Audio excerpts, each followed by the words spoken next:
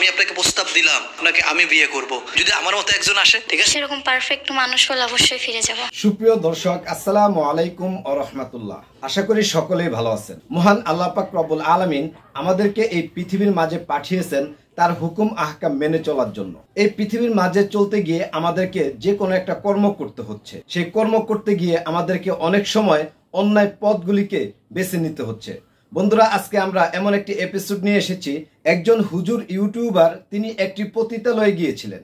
সেখানের একটি মেয়ের সাথে তিনি কথা বলেছেন, যে ভিডিওটি এই মুহূর্তে আমি আপনাদেরকে দেখাতে চলেছি। বন্ধুরা, আপনারা যদি এই চ্যানেলে নতুন হয়ে থাকেন, চ্যানেলটি সাবস্ক্রাইব করে পাশে থাকা বেল বাটনটি অল প্রেস করে দিন। আর আপনাদের জন্য বরাবর একটি কথাই বলবো, নামাজ বাদ দিও না বন্ধু, এপারের চেয়ে ওপারের জীবন অনেক সুন্দর। তাহলে চলুন বন্ধুরা, আজকের ভিডিওটি শুরু করা যাক। সম্মানিত বন্ধুরা, আমরা একটি আবাসিক হোটেলে আসছিলাম। আর এখানে যারা আবাসিক হোটেলে যারা অনৈতিক কাজ করে তাদের জীবন জীবিকা কিভাবে নির্ভর করে বা তাদের বর্তমান অবস্থা কি, সেটা একটু আপনাদের মাঝে তুলে ধরবো। আসলে আমার পাশে অনেকগুলো রুম আছে, আর এই রুমের ভিতরে তারা এখনো অবস্থান করতেছে। তাদেরকে সরাসরি একটু আমরা গিয়ে জিজ্ঞেস করার চেষ্টা করবো আসলে তারা এই কাজগুলো কেন করে। একটা লোক বের হয়ে গেছে। হ্যাঁ, ভিতরে কেউ আছেন? জি, ভালো আছেন আপনি? জি, আপনার নাম কি? আপনার নাম ফারিয়া? জি জি। আপনাদের এখান থেকে একটা লোক বের হয়ে গেলে সে আপনার কি হয়? কাস্টমার। আপনার কাস্টমার? জি। আচ্ছা, আপনি এই হোটেলে আসছেন কতদিন যাবত? দৈনিক আসেন না মাসে আসেন না একটানা থাকেন, কিভাবে কি? না, এখানে আমি 2 দিন পর পর আসি। 2 দিন পর পর আসেন? থাকি না। আচ্ছা, আপনি একটু বিস্তারিত আপনি একটু জানতে চাই, বলবেন? আপনাদের এখানে ম্যানেজারের অনুমতি নেওয়া আছে। আমরা ভিডিও শুট করতেছি, তার অনুমতি নিয়ে আসছি। দেখছেন, তারা কেউ আসে নাই, তারা বলছে অনুমতি দিয়েছে। আমরা একটু বিস্তারিত জানবো আপনাদের কাছ থেকে, সত্যটা বলবেন? বলা তো যায়। আপনার জীবন সম্পর্কে, পার্সোনালি কিছু সম্পর্কে, আর এখানে আসা সম্পর্কে, কি পরিমাণে এখনো মানুষ আসতেছে এই সম্পর্কে জানবো। ওকে। আচ্ছা, আপনার নাম তো জানলাম, এখন আপনার জীবন সব, আপনি এই লাইনে কতদিন যাবত আছেন? আমি এই লাইনে প্রায় 1.5 বছর হয়ে যাচ্ছে, বর্তমানে আছি। 1.5 বছর? জি। আচ্ছা, এই 1.5 বছরে আপনি আসার আগে কোন লাইনে ছিলেন, কেমন ছিলেন, সেটা একটু বলবেন? আসার আগে মনে করেন আমি ছোটখাটো একটা জব করতাম। তো যখন আমি জবে ঢুকি, আমার মা অসুস্থ, বলতে গেলে আব্বু নাই, সে আম্মুর কাছে থাকে না। তো আমার পুরো ফ্যামিলির খরচ আমারই চালান লাগতো। তো আমি একা মেয়ে মানুষ, আমার পক্ষে সম্ভব না থাইকা জব করা, তারপরে ঘর ভাড়াটা দিয়ে মানে অনেক খরচা হয়ে যায়। তো যেখানে জব করতাম ওখানেও মানে আমি এমন পরিস্থিতিতে পড়ছি যে উনি যদি ওটা না, এটা ছাড়া অনেক কাজ আছে, এটা ছাড়া আপনি যে কাজটা করতেছেন, এটা ছাড়া অনেকগুলো কাজ আছে, সেই কাজগুলো করে মানুষ জীবন জীবিকা নির্ভর করে। তাহলে আপনি এই কাজ কেন বেছে নিছেন? না না, অবশ্যই আছে। আমার যদি এই কাজ বেছে এই কারণে নিছি যে আমার জব করতে যে যদি আমার দেহই যদি দিতে হয়, তাহলে ওরকম টাকার আমার প্রয়োজন নেই, তাহলে দেহ দিয়ে আমি টাকাটা কামাই করি।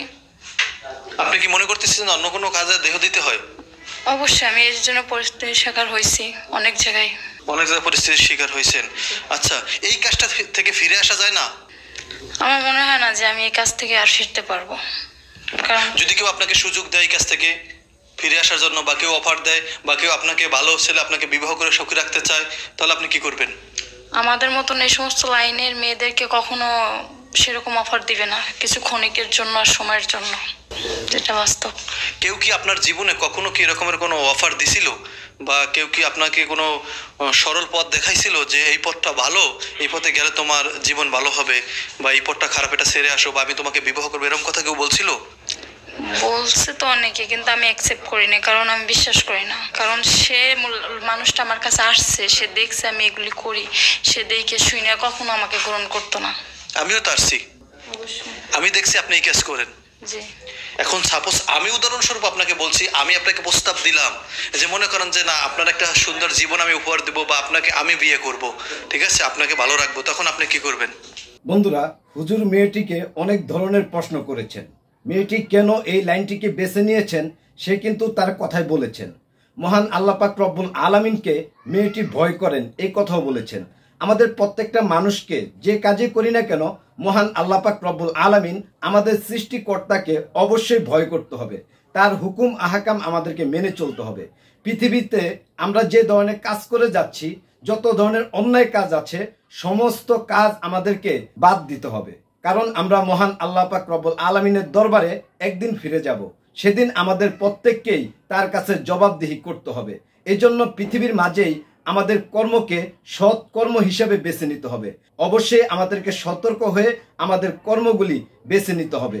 আর আপনারা যারা এই ধরনের কর্ম বেছে নিচ্ছেন, অবশ্যই মহান আল্লাহ পাক রব্বুল আলামিনকে ভয় করুন।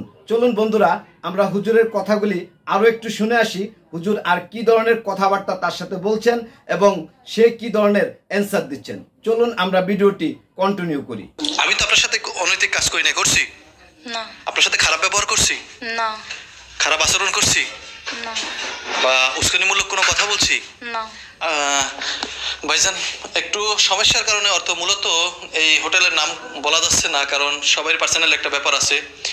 বা আমরা যেহেতু তাদের আমাদেরকে অনুমতি দিয়েছে, আসলে ঢাকা সিটি সহ বিভিন্ন এলাকায় এরকমের অনুমতি দিয়ে থাকে মানে এই কাজ করার জন্য, কিন্তু সবাই সব জায়গার ভিডিও করতে পারে না। আমরা অনেক কথা বলার পরে তারপর সে অনুমতি দিয়েছে, কিন্তু তার হোটেলের নাম সহ তার আশেপাশের এরিয়াগুলো সবগুলো তুলে ধরা যাবে না।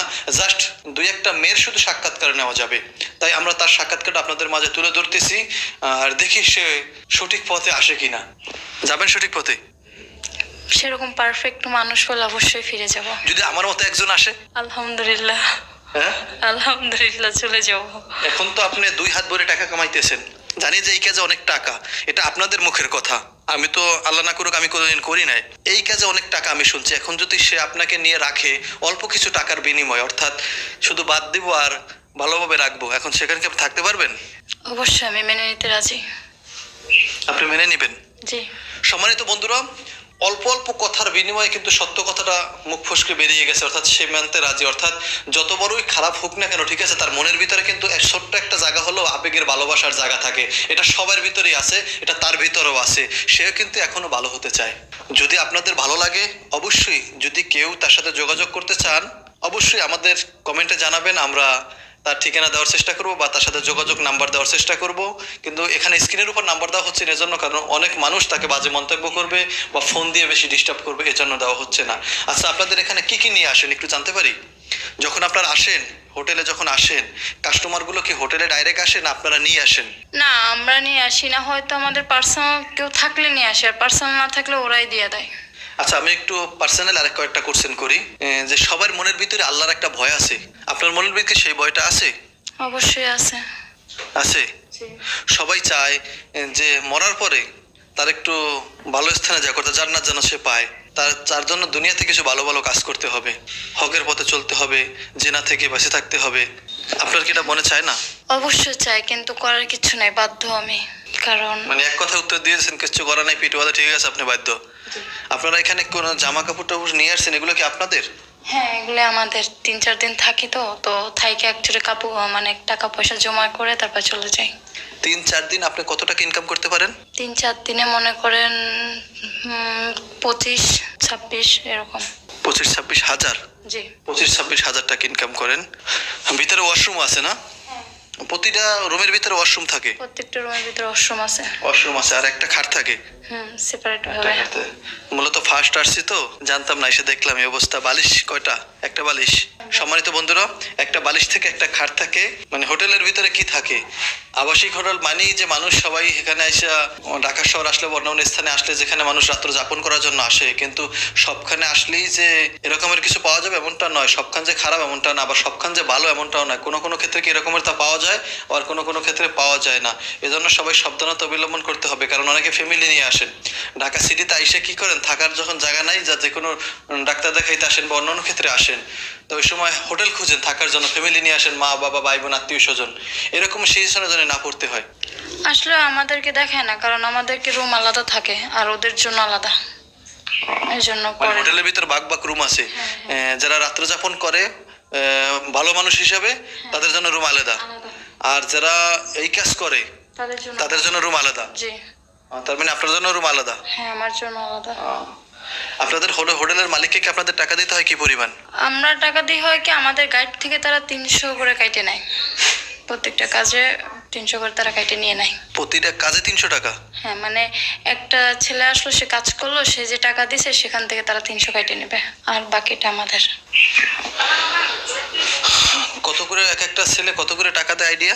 500 করে। 500। সময় তো বন্ধুরা, সবই তো আপনারা জানতে পারলেন। 500 টাকা দিচ্ছে, 300 টাকা হোটেল মালিক নিচ্ছে, 200 টাকা তার হচ্ছে। আসলে মূলত সব বিষয় মিলিয়ে একটা কথা হলো, সেও জান্নাত চায়। বন্ধুরা, আপনারা সম্পূর্ণ ভিডিওটি শুরু থেকে শেষ পর্যন্ত দেখলেন, যা আমিও শুরু থেকে শেষ পর্যন্ত দেখেছি। অবশ্যই আপনারা মন্তব্য করবেন, এই ভিডিওটি কি ভাইরাল হওয়ার নেশায় করা হয়েছে, নাকি সত্যিই এটা কোনো পতিতালয়? হুজুরে বা কেন হঠাৎ করে একটা পতিতালয়ে গেলেন? হুজুরে বা কেন তার সাক্ষাৎকার নিলেন? এই ভিডিও সম্পর্কে আপনাদের যত মতামত অবশ্যই আপনারা কমেন্ট বক্সে দিবেন। কিন্তু মহান আল্লাহ পাক রব্বুল আলামিনকে এই মেয়েটিও ভয় করেন। আমরা যত ধরনেরই পাপ এই পৃথিবীতে করে থাকি না কেন, মহান আল্লাহ পাক রব্বুল আলামিনের দরবারে তওবা করলে তিনি আমাদেরকে ক্ষমা করে দিতে পারেন। আমরা যেন এই পৃথিবীর মাঝে আমাদের কর্মগুলিকে সৎ কর্ম হিসাবে বেছে নিই। আজকের এপিসোড এই পর্যন্তই। সকলে ভালো থাকবেন, সুস্থ থাকবেন। দেখা হবে নতুন কোনো এপিসোডে।